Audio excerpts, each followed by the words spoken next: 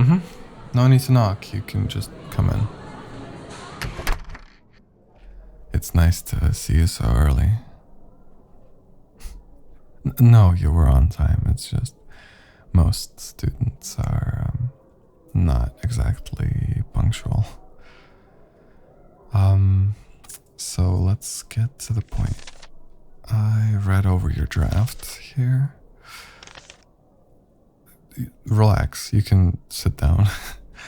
You're not being put on trial. I'm gonna have a few comments here and there. Most of them are gonna be positive. Obviously, some critique, but it's fine. You do have the time for a more thorough discussion, right? Mm-hmm. I know it's getting a bit late, so if you want, I could just give you the general gist and let you go. No? Okay. So, to start off, the character work is pretty great. Honestly, the protagonist feels realistic, and the way that she handles conflict and makes decisions, very great characterization all throughout. And even though the story focuses more on her inner thoughts and her monologue and the way that she interacts with her romantic interest, the supporting cast is pretty good too. You don't see that often, I find, in stories like this. Mm-hmm. I can tell you've had some writing experience before, though maybe in a more free form style than this. Mm-hmm. Did you do some hobby writing at some point before? Fan fiction, maybe? Okay, don't look so mortified. I exist on the internet too. I'm not that much older than you. So was I spot on? Don't worry, that's not necessarily a criticism, although it does show in some of your affinity for certain tropes. It's pretty transparent that the protagonist is a self-insert. Mm-hmm.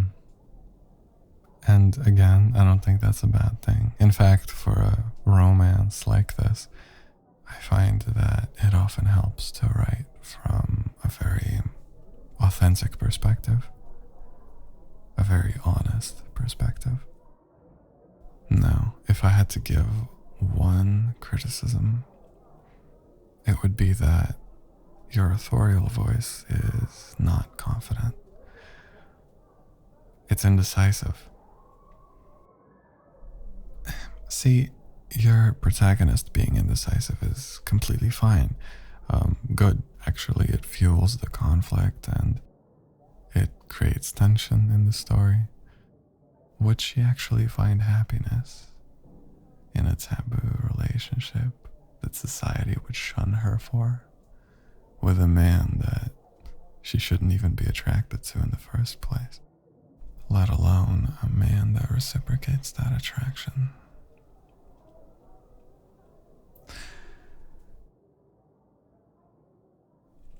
Actually, let's review a few specific passages. Okay? Come here. Sit. On my lap. Where else? Atta girl. So, look at this description. The man that she is pining for. You know, it's one thing to self-insert as the protagonist.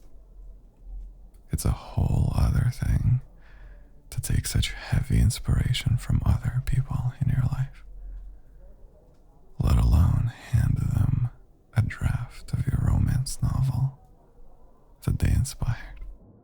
In fact, it's about as bold as you can get without a direct confession. So, my question is, why?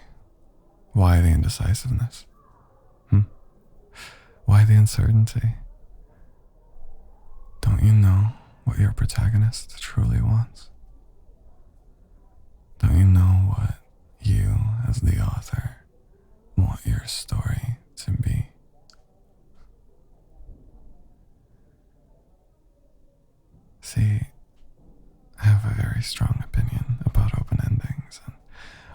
interpretations.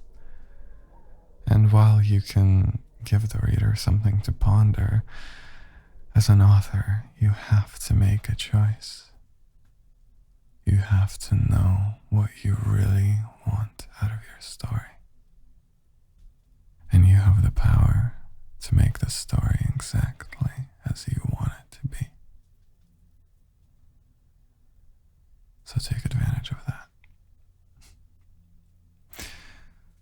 So in the next draft, I want you to tell me, the reader, what you think is right. As always, I'll be free after the lectures, so just come here again when you're ready. Until then, I'm sure this little review left you with a